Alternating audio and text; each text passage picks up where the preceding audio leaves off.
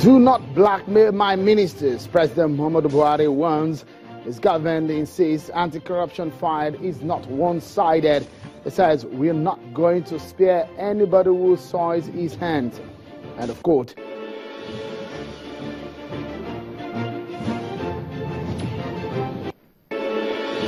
And after over 60 days in custody, Mr. Femi Fani-Kayode, a former Minister of Aviation, says he will never work with the President Muhammadu Buhari government, neither will he return to the APC. He speaks to Channels Television about his prison experience and also the fraud charges brought against him. He believes they're politically motivated. That's our focus on the program.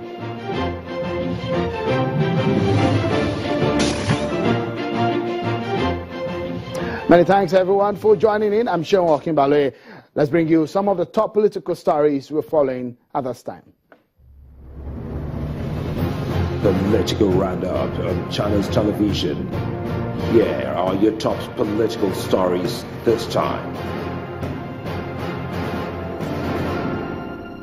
The People's Democratic Party Board of Trustees is concerned about the alleged forgery of the Senate rules. The Board of Trustees has warned that any attempt to frame the Deputy Senate President, Ike Ekweremadu, in the case portends danger for democracy. The chairman of PDP's BOT, Ambassador Walid Jubril, stated this during a solidarity visit to PDP caucus in the Senate and in the House of Representatives.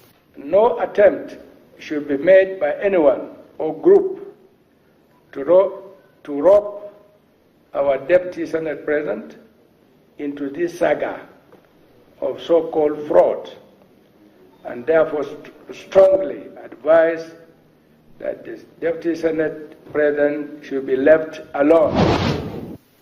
Meanwhile, the face-off between Senators Oluremi Tinubu and Dino Melaye has gotten the attention of the leadership of the National Assembly. The Senate says it is presently working to address the face-off between the two senators. We had a closed-door session today, and there were two issues that were discussed. The first one was Senator Oluremi Tinubu and Dino Melaye and how to resolve that problem. We discussed it at length. It was a very peaceful session. Senator Bukola Saraki, the Senate President, will handle it personally. And I'm sure in a couple of days they would all meet and this will be resolved very peacefully. And all of this will come to an end. The altercation between Senators Dino Melaye and Oluremi Tinubu is getting more attention across the country. A group of women activists in Ondo State have staged a peaceful protest against what they say is the abuse and maltreatment of women by their male counterparts. The women who protested on the streets of Akure, the state capital, condemned violence against women. They frowned on the recent outburst of Senator Dino Melaye and Senator Remi Tinubu at the chambers of the Senate, calling for an apology from Senator Melaye. What Senator Dino Melaye did is an insult to all the women of Nigeria, and that is why we are protesting. If he doesn't apologize or retract his statement within the next 7 days, you will see what will happen. All Nigerian women will occupy the Senate chambers.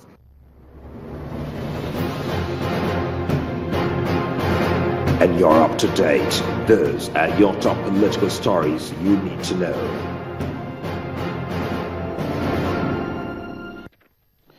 Thank you so much for staying with us, everyone. Well, President Muhammadu Buhari made it clear that anti-corruption fight is going to be at the center of his government's activities.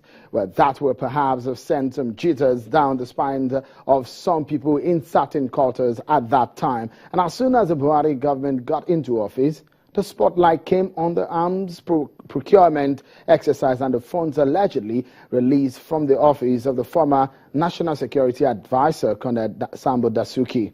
Well, one man who spoke loudly against the General Buhari during the campaigns between the APC and the PDP in 2015 is Mr. Femi Fani-Kayode, a former aviation minister and the campaign director of media for the Jonathan campaign. He was charged for fraud and was is able now to secure bail after over 60 days in custody. Mr. Fani-Kayode says his prosecution is political. Well, just before we bring you an interview that we had with him earlier, let me quickly, because one of the major topic of our discussion is going to be anti-corruption fight. Well, the president yesterday says that it is unfounded, some of the allegation against some people within his cabinet, top officials of his cabinet. And this is some of the things that he said. He says, terrible and unfounded comments about other people's integrity are not good. We're not going to spare anybody who soils his hands, but people should please wait till such individuals are indicted under the court. That's from the presidency. Well, we'll dig more into that. But, well, we caught up with Mr. Femi Fani-Kayode, and some of the questions we threw at him was about the fraud charges brought against him. He said earlier that some of the charges are purely political. But then we first started by asking him what he knows about some of these monies in question. Take a listen.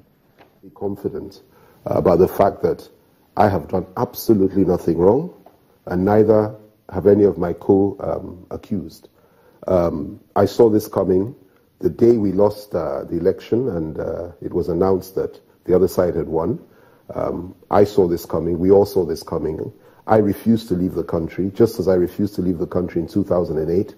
When I was accused of things then, and I said, and I told you and others at that time that I was innocent. It took me 7 years to end that matter, and I was declared innocent by the court. I have absolutely no doubt that at the end of this particular exercise, I will be declared innocent by the court simply because it is very obvious that this is a politically motivated allegation. All of them, not just this, but other allegations, which may come later, are politically motivated, and we've all been subjected to a media trial. And at the end of the day, the courts will determine the truth. And I have absolute confidence in the Nigerian judiciary, which is why I've refused to leave the country. 4.9 billion fraud charges brought against you and your co-accused. And one would be wondering that you, I mean, one of the charges is that you you knew that some of these funds were stolen from these funds are stolen, and you got those monies. Did you get any money for election or from anybody? For example, did you get money from the former NSA? They may have written it in a few newspapers. They may have said so. But not even the EFCC have said that. Not even they have said that. Look at the charges. And now, I'm not diminishing the seriousness of the issue, but the allegation is that 1.5 billion naira was given to Mrs. Nenadi Usman, who was director of finance for the campaign organization, by a government agency, and that she mixed that money together with about 4 billion from, private sources, campaign funds, and so on and so forth, and then she now distributed that money to fund the campaign organization and also to fund the various states, all our operations in the states, all our zonal coordinators, and so on and so forth, because the money came from that same account. Now, where the 4 point whatever billion comes from, I really don't know. Now, you asked a direct question. Did I receive money from any government agency for my operations within the campaign? The answer is no, and neither has it been alleged that I did. What has been alleged is simple and clear, that our director of finance sent money out to the various directors, including me, from her own private account, our company account, for us to run our operations. Of that money, I ran my own particular directorate, the media and publicity. I was given only 10% of what I needed, very small, about 800 million naira to run a campaign for 3 months. And we utilized that money. She herself did not know the source of that money because, people made contributions. And you didn't know too? Of course we didn't know. None of us knew. How could I possibly know? And you didn't get any personal money apart from the campaign? Absolutely none. How could I possibly know?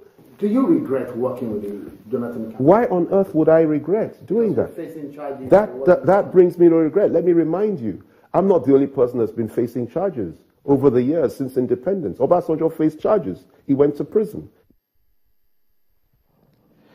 Well, we take a pause there on that interview. More on that interview is on the issue of these fraud charges, on the issue of corruption, and I took him up about the APC and the PDP and, of course, the state of the nation. Some of that interview will come right after now. Stay with us. We'll be right back.